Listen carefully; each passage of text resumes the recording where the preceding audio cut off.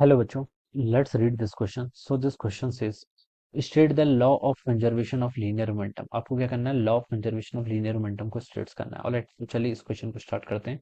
So we are writing the key concept of this question. इस question का बच्चों की कॉन्सेप्ट आप क्या लिख सकते हैं? कंजर्वेशन ऑफ मोमेंटम लिख सकते हैं. क्या लिख सकते हैं? आपका कंजर्वेशन ऑफ लीनियर मोमेंटम लिख लीजिए. क्या लिख लीजिए? Conservation of linear momentum. This would be the key concept of this question. ठीक है, ये क्या हो जाएगा? Conservation of linear momentum. ये इस क्वेश्चन का आपका की कॉन्सेप्ट हो जाएगा. ठीक है, अब देखिए बच्चों, कंजर्वेशन ऑफ लीनियर मोमेंटम आपको क्या बताता है? देखिए, कंजर्वेशन ऑफ लीनियर मोमेंटम बताता है कि आपका जो इनिशियल मोमेंटम होता है और फाइनल मोमेंटम होता है वो क्या रहता है? आपका कांस्टेंट रहता है. ठीक है, यानी कि आपका इक्वल रहता है. ठीक है, अगर किसी सिस्टम पर नेट एक्सटर्नल फोर्स एक्टिंग, ठीक है, देखिए ऐसे लिखते हैं इसको. देखिए स्टेटमेंट वाइज स्टार्ट करूं तो if the net external force acting on a system is equal to zero. अगर आपका कोई सिस्टम है उस पर आपका नेट एक्सटर्नल फोर्स क्या लग रहा है? जीरो के इक्वल लग रहा है. ठीक है, तो हम बता सकते हैं कि उसका जो मोमेंटम रहेगा, मोमेंटम विल बी कांस्टेंट. जो उसका मोमेंटम रहेगा वो क्या रहेगा? आपका कांस्टेंट रहेगा. ठीक है, क्यों रहेगा? देखिए, एक्सटर्नल फोर्स किसके इक्वल होता है? फोर्स को हम देखिए कैसे लिखते हैं, from the Newton second law of motion we know that external force को लिखते हैं हम rate of change of momentum. ठीक है, अगर आपका नेट फोर्स ही जीरो हो गया यानी कि डीपी बाई डी, यानी कि टाइम के साथ मोमेंटम का चेंज होना जीरो हो गया, तो उसका मतलब क्या रहेगा? Momentum constant. मोमेंटम कांस्टेंट हो गया मतलब जो इनिशियल मोमेंटम था वही मोमेंटम आपको फाइनल रहेगा. ठीक है, तो ये इस प्रिंसिपल के आपका कंजर्वेशन ऑफ लीनियर मोमेंटम का प्रिंसिपल है. ठीक है, जैसे देखिए बुलेट मास वाला सिस्टम आप कंसिडर कर सकते हैं, या फिर देखिए मैं इस बार दूसरा एग्जांपल लेता हूँ. कोई बुलेट आपका, जैसे कोई आपका बॉम्ब है, बॉम्ब एक्सप्लोड हो गया. ठीक है, इसका टोटल मास m था. ठीक है, मान लीजिए m1 मास ये है. ठीक है, और m2 इसका ये बॉम्ब था इनिशियली. ठीक है, इसको चलिए ऐसे लिख लेते हैं.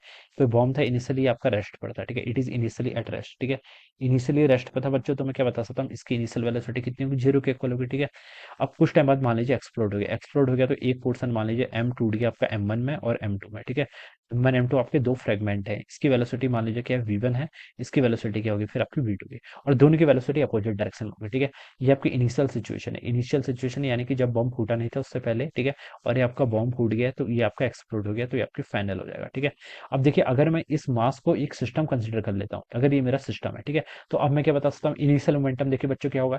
इनिशियल इसकी वेलोसिटी कितनी थी? जीरो थी. तो इनिशियल मोमेंटम, मोमेंटम क्या होता है? मास टर्म से वेलोसिटी. मास कितना था? m था, लेकिन वेलोसिटी जीरो, तो इनिशियल मोमेंटम भी जीरो. फाइनल बच्चों देखिए फाइनल मोमेंटम कितना हो जाएगा? दो पीसेस में टूट गया. पहला का पीसेस का मास m1 है, वेलोसिटी कितनी? v1. लेकिन नेगेटिव डायरेक्शन में अगर मैं इसको पॉजिटिव एक्स बोल देता हूँ, तो जिस डायरेक्शन में v1 है, v1 तो देखिए नेगेटिव एक्स स्केल होंगे. ठीक है, तो m माइनस m1 v1 हो जाएगा.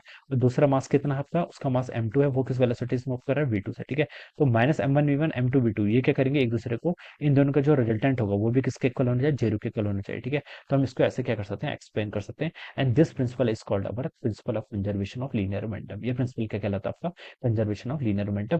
टोटल, ये कंडीशन भी याद रखनी है, लेकिन if the net external force, internal forces तो लग सकते हैं लेकिन एक्सटर्नल फोर्स का मतलब होता है कि जैसे इसको आप ऐसे समझ सकते हैं, जैसे देखिए बोट है, बोट पर एक पर्सन बैठा हुआ है. ठीक है, अब बोट और पर्सन की मैं अलग, अगर अलग अलग एफबीडी बनाऊंगा, ठीक है, तो बता सकता हूँ कि ये बोट आगे को मूव कर रही है तो पर्सन तो रेस्ट पे था, तो ये चाहेगा कि ये भी, तो इस पर एक फ्रिक्शन फोर्स लगा, ऐसे वैसे. ठीक है, तो अगर मैं इन दोनों की सेपरेट एफबीडी बनाऊंगा तो ये फ्रिक्शन फोर्स देखिए, पर्सन ने, बोट ने पर्सन पर ऐसे फॉरवर्ड डायरेक्शन लगाया, वैसे ही सिमिलरली पर्सन ने बोट पर ऐसे फ्रिक्शन फोर्स ऐसे लगाया होगा बैकवर्ड डायरेक्शन पर. ठीक है, तो अगर मैं इन दोनों को ही सिस्टम कंसिडर कर लूं, तब ये जो फ्रिक्शन फोर्स है ये इंटरनल फोर्सेस की तरह काउंट हो जाएगा. कैसे? इंटरनल फोर्सेस की तरह क्या हो जाएगा? काउंट हो जाएगा.